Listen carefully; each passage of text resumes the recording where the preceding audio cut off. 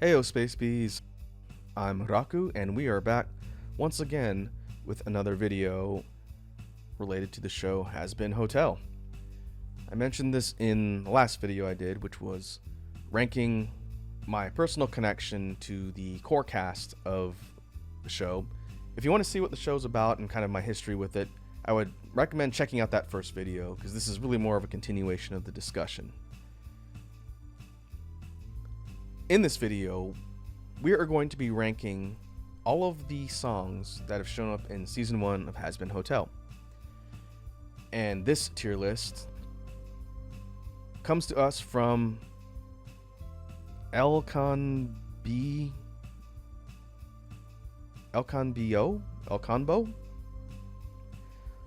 on Twitter. So credits to them for creating this tier list. And what I've done here, because again, like the character one, I wanted to sort of redefine the tiers and how they're listed here.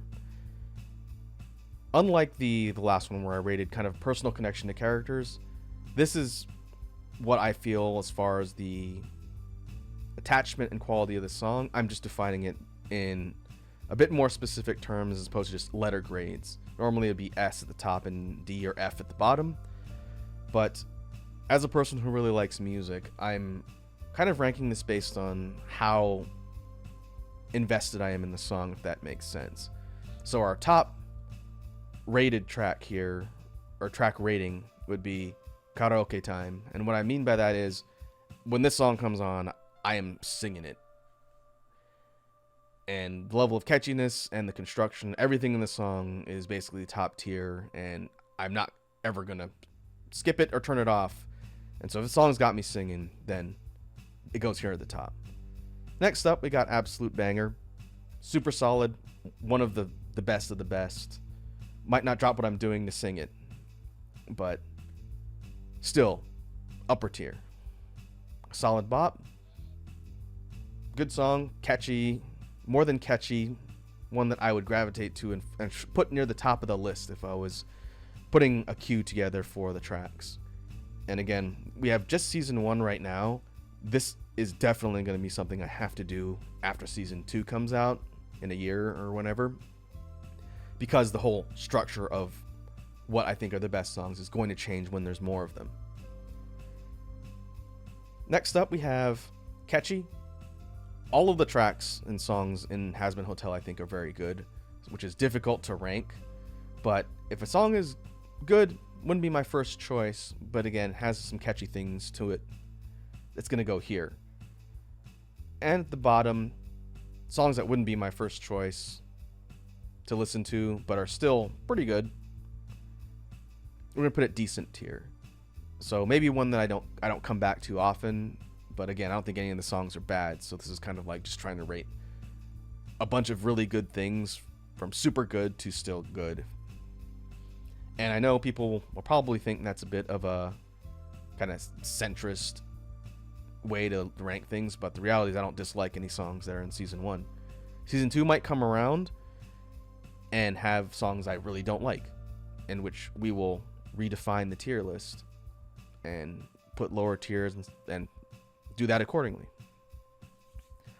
So let's get started. First song, I guess logically, I think this was originally set, this is chronologically by episode, I believe. I shuffled some things around just so it's not just a top to bottom, beginning to end list, but for the most part, a lot of these are in order that they appear in the show. So first up, we've got Happy Day in Hell, the first song you hear when you watch Season 1. And Happy Day in Hell is a good song. It sets up so much about who Charlie is, and it really tells you the premise of what she's trying to do just in one convenient song. You'll hear me use the word show-tunesy a lot in describing things in Hazbin Hotel, and it's the same in Hell of a Boss. Thinking about doing something similar for that one as well, but the songs are structured a little differently. But I'm going to put Happy Day in Hell on the catchy tier. It's a good song, it's solid, it establishes a lot on the character, and it's fun. But it wouldn't be necessarily my first choice of things to listen to if I was just picking the best of the best. Next up, we've got Hell is Forever. This one punches a lot harder and is a lot more memorable. This is really our introduction to Adam and Lute, but primarily Adam. We learn exactly what he's about and a lot of his character in his interactions with Charlie, and the song is very, very catchy and has so many good hooks in it. It's a bit more rockish, which is appropriate for how Adam sort of conducts himself. And so we're putting this up here in solid bop. Hell is Forever is a good song. It's got a lot of energy and, again, tells you quite a bit about the characters that are singing it. Next up, we've got Stayed Gone. This is a duet between Vox and Alistair. And I'm going to be honest, when Stayed Gone popped up, this was my favorite song in this episode. Of the 2 or 3 or so songs that have happened at this point in season 1, Stayed Gone was my favorite. And it's such a fun and interesting way to pit two antagonistic forces, two enemies against each other. It's essentially a swing rap battle. And as we'll find out later on, those are two components of songs that will absolutely win me over. And so that's going to be our first entry into karaoke time. I love Stayed Gone. It's such a fun song. And the character dynamics you get from it are really important. We find out sort of the connection between these two. And it continues to be significant for the rest of season 1. So yeah, one of the best. Next up, we have It Starts With Sorry. This is the only song that primarily features Serpentius, I believe. And this one is pretty plot significant. And it's a bit more of kind of like a balladish type song. It's going on the decent tier. This one I don't think is one of the strongest songs. It's also kind of short, but it's good. It sort of fleshes out more of Charlie's character and also brings Serpentius in as someone who's not just going to be like a throwaway character. And I think that's really important. So we're going to put It Starts With Sorry down here. Not my first choice, but there's nothing wrong with it. Again, there's nothing wrong with any of these songs. I hope we get more songs that feature Serpentius in season 2. I'm curious to see how, I think it's Alex Brightman who voices Adam, who voices the same character. I'd really be interested to see how he can sing like a real character-centric song in that voice. Can't be easy. Moving on, we've got Respectless. This is another song that surprised me. One, because I didn't think we were going to get songs with Carmilla. And I definitely didn't think we were going to get a song with Velvet. And have them both head-to-head in the track was very surprising. It's essentially kind of a hybrid of like really kind of aggressive like Britpop type song and a little bit of like a Latin pop song between the two. And when I first heard it, I liked it. And I was, oh, it's really fun to have these two personalities really clash against each other. You have the young upstart Velvet and the senior overlord and running the council, Carmilla. And the delivery from Velvet is something that I think not a lot of people are recognizing. Velvet's delivery of her verses is very well done. The voice actress that did that put a lot of sass and a lot of character and flavor behind it, instead of her just being this, unpleasant, stuck up, like influencer type. Instead, she's really kind of sassy and she has these sharp barbs that are clearly well thought out. And so, Respectless, absolute banger, great song. Next up on the tier list, we have Whatever It Takes. This might be one of the most uncommon opinions when it comes to the songs of Hazbin Hotel. I think Whatever It Takes is one of the best songs in the entire series. And I can explain, since I don't see people talking a lot about this one. It shows up early on, same episode as Respectless, in fact. But one thing that I really like about Carmilla's singing style is her vocal delivery is very, very strong and powerful. And I've said this on stream, I think, before, but I think it's Daphne is her voice actress. Her singing style in Hazbin Hotel reminds me a bit of Tina Turner, which is to me is a very good thing. That's high praise. And she puts so much power and delivery behind her verses that it's just impossible to avoid focusing on. And that's a good thing. I think Carmilla steals the show every time she's got a musical number. And whatever it takes is basically kind of like a 80s-ish power ballad rock song. And the fact that this is the first time we hear Vaggie singing like her own part in a song, which Stephanie did a really good job for that too. Both these two combined with their harmonizing and their different vocal styles just make it an incredibly written song, and I think it's the most underrated one of the entirety of season 1. Which, again, probably a hot take, but whatever it takes is one of my favorites. Top 5 for sure. Top 3, I'd say even. So it's going up here above Stayed Gone, and I really like Stayed Gone. All right, next up, Poison. Poison. This is a kind of a challenging one to rank. We're gonna do Poison up here on Absolute Banger. This is a really good song. This is Angel Dust's first song that he's featured on, and this was released before the series came out, I believe. I didn't see this video or listen to the song before it was released. I think I saw it, but I didn't really pay attention to it.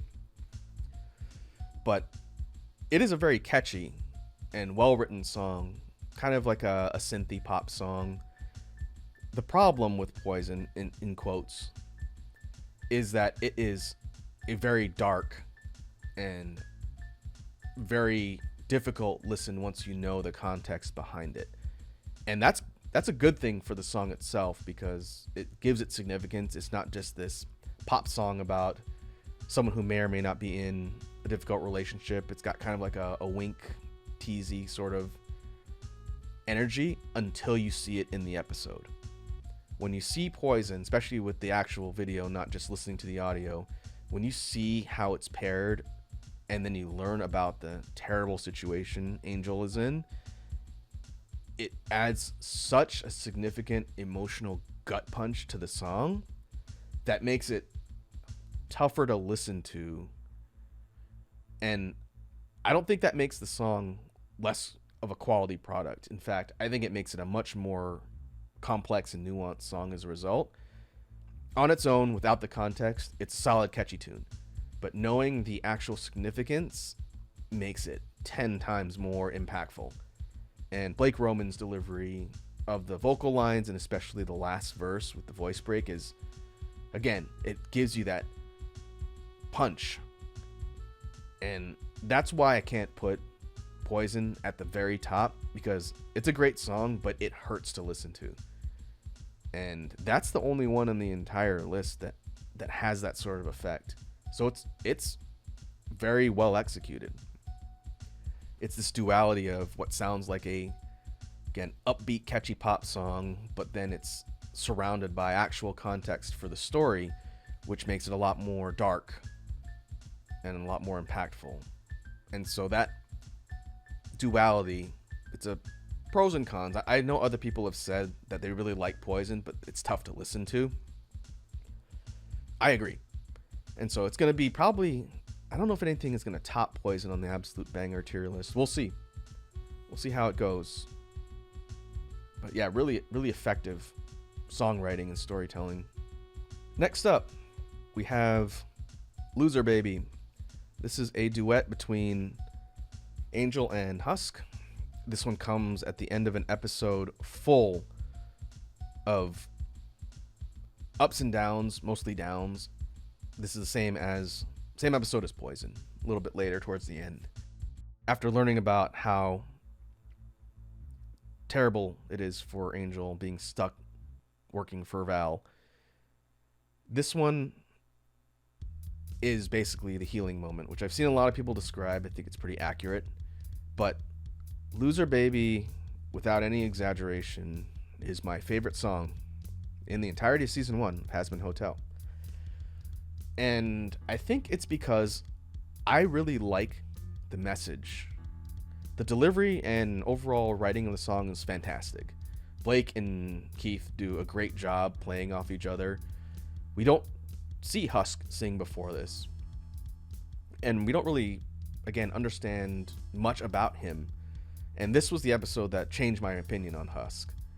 And how behind the drunken bartender, we find someone who does understand a lot about what people go through. And then we learn about his background and his deal with Alistair. But the message of Loser Baby of things suck, but you're not alone, to me is so much more impactful than the message of similar styled songs where, it'll be better, or, you just got to pick yourself up and it will get better. Loser Baby flips that script around and says, yeah, things suck. We don't know if they're going to get better right now, but you're not the only one suffering. So, I can relate. It's a song that relates something between people, and that I think is really valuable. The style of the song, the sort of, again, more show tunesy style of duet, is very well executed. The visuals in the song are great. All these adorable moments between these two. But the overall impact, I think, is significant for Loser Baby. It's placed in the episode at a time where you would hope there would have been something to sort of uplift you after the absolute emotional minefield the rest of the episode is. And so, might not be the most common take. I think people like this one a lot, but for me, it's at the top of the list. We'll see as we get into season 2 down the road if that changes, if something is going to impact me harder at a more significant level than Loser Baby. And that would be really interesting. I'm kind of curious to see, but yeah, this is, to me, the top. And we'll see if that ever changes. Next up, we have first song with Lucifer. This is Greatest Dad in Hell. Greatest Dad in Hell is a solid song. It's excellent, I would say. Not knowing much about how we were going to see Lucifer portrayed, which is something I mentioned in the character tier list, once we get kind of a glimpse into his personality and his immediate sort of distrust or even animosity towards Alistair when he shows up, when he launches into the song as kind of like this way to flex as, the real dad figure, the dynamics in Greatest Dad in Hell are so much fun. And then it's a duet. Him and Alistair absolutely play off each other really well. And this is an electro swing rap battle, essentially. And I love electro swing. So if you put a song like that in there, it's going to rank very high for me. But the back and forth of the verses and, the visuals, it's such a great song. The reason why this one's not up here on karaoke tier is quite simply because of the way it ends. I don't think the way it ends with Mimsy coming in and basically cutting him off and stealing the show's her quote-unquote entrance is narratively wrong. For what ends up happening later in the episode, it makes sense that they would do that, but I think it detracts from the overall song for Greatest Dad in Hell. And it might not have had more of a story impact to have that end and then have her intrude later and do the same thing. So I don't think they did a misstep there, but it does bring the song down a little bit for me because it doesn't end for these two. It's basically just cut off and then she steals the spotlight and then the rest of the episode plays out. So if we had a song with just these two fully fleshed out, it would probably be up here. But because of the way it ends, it pulls down a little bit, but it's still an absolute banger. Greatest Dad in Hell is a fun song, and the visual references to things like Devil Went Down to Georgia, callbacks to the old color palettes for Alistair, and then him playing the piano. And I don't think enough people are talking about the really quick shot we get when Alistair's verse starts, where he talks about being faithful as a nun, and we see nun Alistair. I don't think that's getting enough recognition because it's such a funny visual. But yeah, Greatest Dad in Hell is a fantastic song and a lot of fun. I hope we get more songs with those two in the future. Next up, we have More Than Anything. This is going to be probably a bit more of an unusual take based on what I've seen. I tried not to do a lot of research into what the community for Hazbin has been doing with the songs and how people rate them, because I didn't want to be influenced by other people's ratings. But More Than Anything is my second favorite song in the entire series. And I had to think a little bit about why, because I don't think it does as much from a dynamic perspective. It's definitely important to the characters, and it's critical in progressing the relationship between Charlie and Lucifer. But I think it's the delivery that really knocks it out of the park for me. More Than Anything is a ballad, and it is a really heartfelt and emotional song between father and his daughter. But the way it's written and the way both Erica and Jeremy, who voices Lucifer, deliver their lines and then solo and then together, it just hits like an emotional chord with me that is really tough to really hit from that type of song. And I've seen a couple people put this one fairly high up, but I think it's just such an impactful and beautiful song that it ranks up there right under Loser Baby for my favorites. Kind of continuing the thought line, we're going to go out of order just a bit, but the reprise version of More Than Anything I think is also very good. This is the first actual romantic scene we get with Charlie and Vaggie, and it comes at a moment right before everything goes completely sideways with the extermination.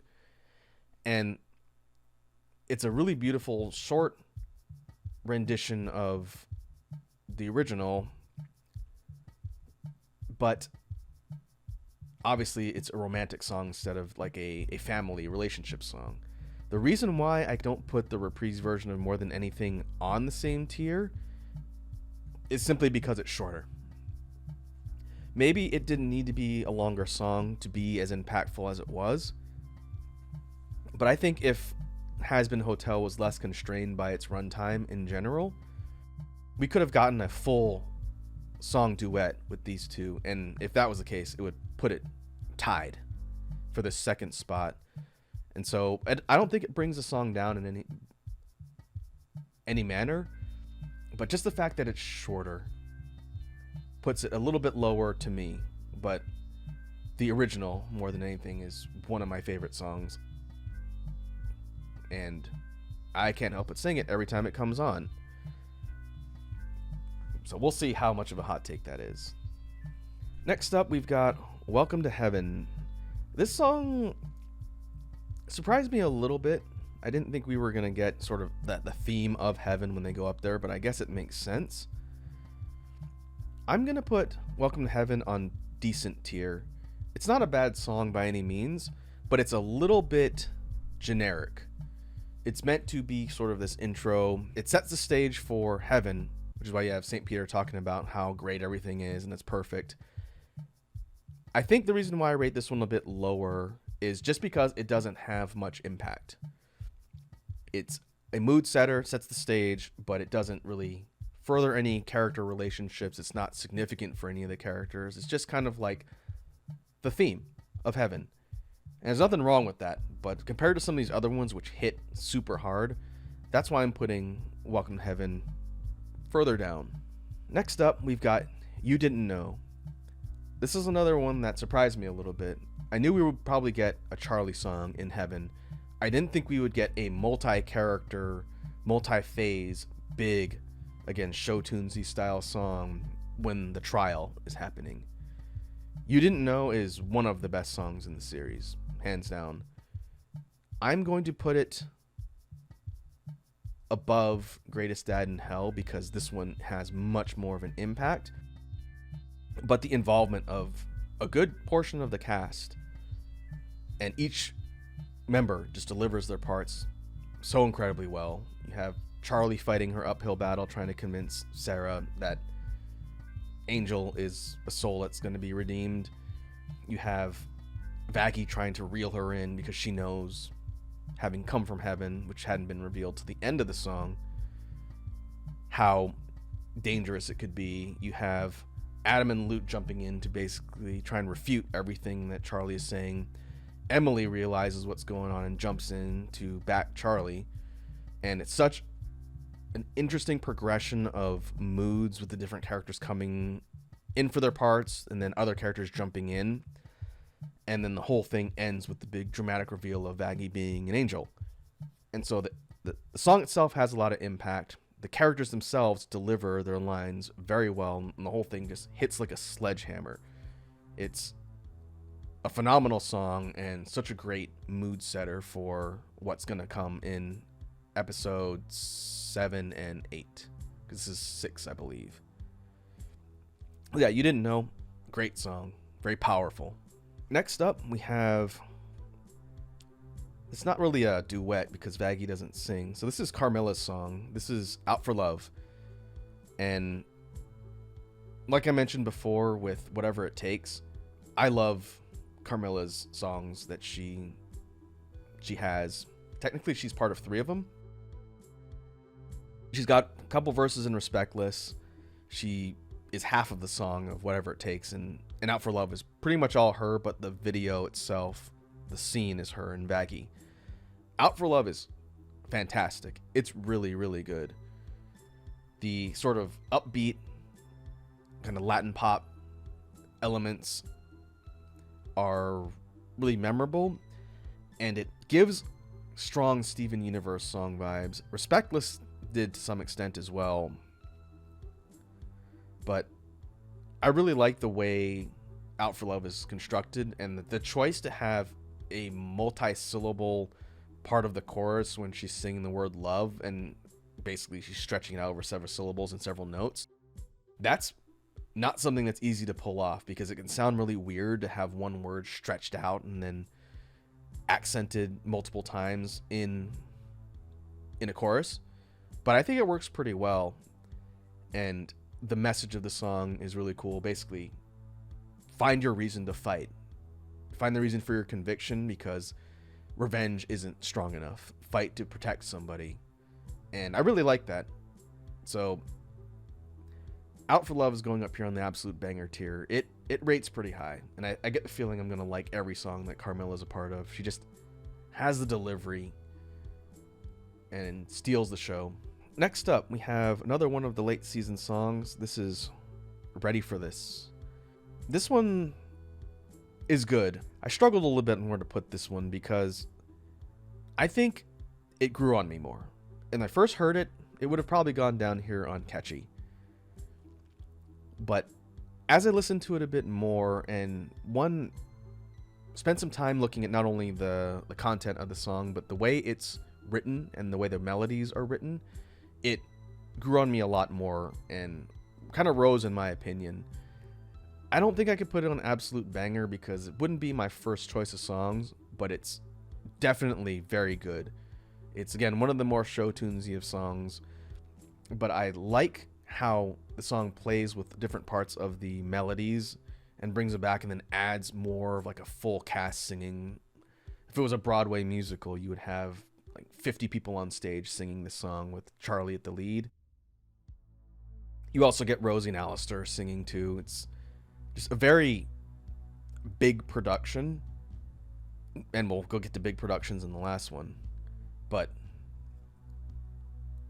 I was kind of ready to put Ready for This lower, and then as I listened to it more, it grew on me more and more. So we're gonna put it in solid bop. I think Hell is Forever still outranks this one because it's, to me, a bit more catchy. But this one surprised me. And last but not least, for the season 1 songs, we have Finale, the last song of season 1. And this one, which is sort of like a sort of reimagining of Happy Day in Hell, but features the entirety of the cast. We have Lucifer leading off, which is always a good thing. Anytime Lucifer's singing, it absolutely just grabs my attention. But I think we're going to put finale over here. So for finale, basically this is our wrap up of season 1, and we get the entirety of the cast minus Serpentius singing about rebuilding the hotel and continuing on the cause to try and redeem sinners. And again, Broadway musical show tunesy style, it's very much that. But I like how it builds on the ideas that we saw in Happy Day in Hell down here, and it just makes it bigger and evolves it a little bit more. We have a bit more of a stylistic change as the different parts of the song play out, and it's overall very, very catchy, very fun. And one thing is that's important about finale is it also incorporates the other parts of the cast that are sort of operating separately from just the core concept of the hotel, which is what elevates it, in my opinion. We have the V's talking about their sort of position to want to start moving in and doing whatever it is they're going to do. We have a section that's devoted purely to Alistair and seeing sort of his semi breakdown as he talks about his deal and what he's trying to do. And then it circles back around to like this big wrap up culminating in the entirety of the cast singing, and then that's the closing shot before the little stinger part at the end. And so again, impact. I think finale hits pretty hard as the finale of season 1. So we're putting it here on top of Solid Bop. And so that is all songs for season 1 ranked. Like I mentioned, I definitely want to do this again after season 2 and see how the overall lineup changes. But we'll see how hot the takes are. I think a lot of people, from what I've read, are probably putting Poison at the very top of the list. But other than that, I don't know. I guess I'll find out when I post this video if people really disagree with what I've said. I'm going to link to these tier lists in the videos when I post them on YouTube. So if you want to go and rank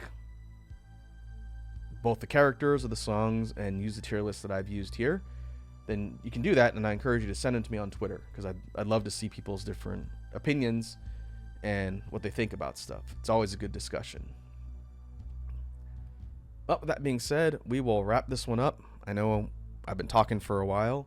Hopefully people found this discussion interesting, and I welcome the conversation. But until next time, I will catch you folks later.